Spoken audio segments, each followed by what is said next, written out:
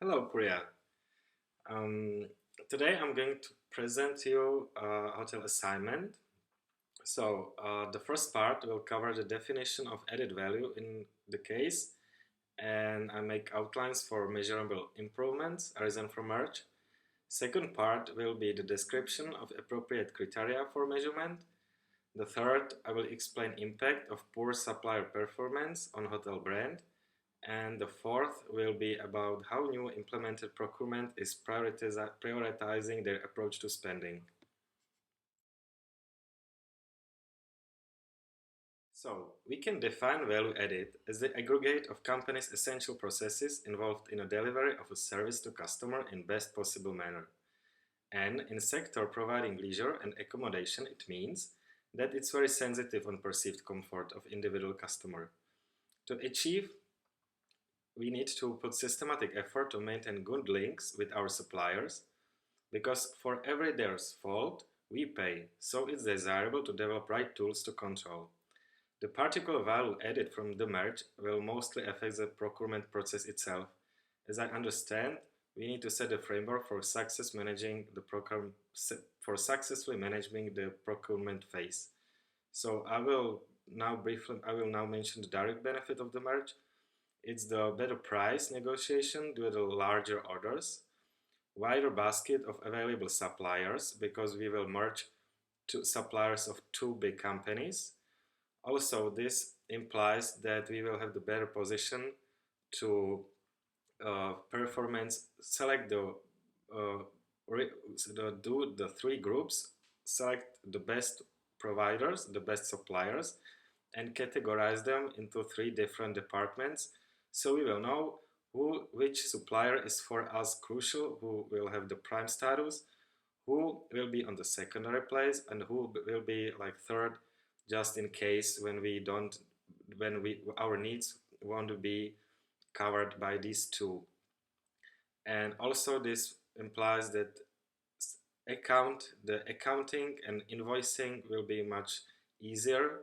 So because we will cut the big list of suppliers, we will choose the best of them, and we will try to cooperate with the most for measurement with the most uh, reliable ones. Performance measure is our very important tool because that's how we will evaluate our suppliers. To ensure the efficiency of supply chain, we need to control and observe our suppliers so we can decide if they work well and satisfy our needs. For this particular case, I choose the measurements by SMART tool.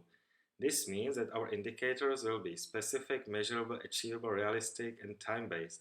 So thanks to these norms, we can standardize the data used, and we can, thanks to them, precisely describe overall performance of supplier and evaluate them correctly accordingly to the groups. So the following table, which is in the document, shows us the following measurements. The timeline is. That means if our goods are delivered on time, and if not, then it will be penalized. Then completeness, if the delivery was complete. The quality, the goods which does not comply with specified order. Productivity is how actually the suppliers are working with the resources, if they are investing money in their innovation so they can adopt the new technologies and to keep the productivity high. The regulatory compliances, that means if they respect the legislation and if they have certificates and maintains the legal health and safety protocols. Then we need then we observe social responsibility. That's sustainability in this I particularly mean that there's no child labor and innovation. This is what I mentioned before with the technology.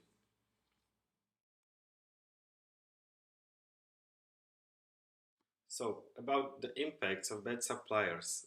The impacts of bad suppliers is big consequences because, as I mentioned before, this industry is sensitive in terms of perceived value by customer, and each customer is unique. And we need to keep an eye on suppliers using the performance measurements. When the supplier does not perform well, he didn't comply with our standards, we risk loss of money, time, and reputation. And that could be disastrous because in this case we are taking responsibility, not the supplier itself. We are working with products which have limited shelf time. Thus, if the supplier will deliver bad batch, we are risking health problems and huge fines affecting reputation and loss of money.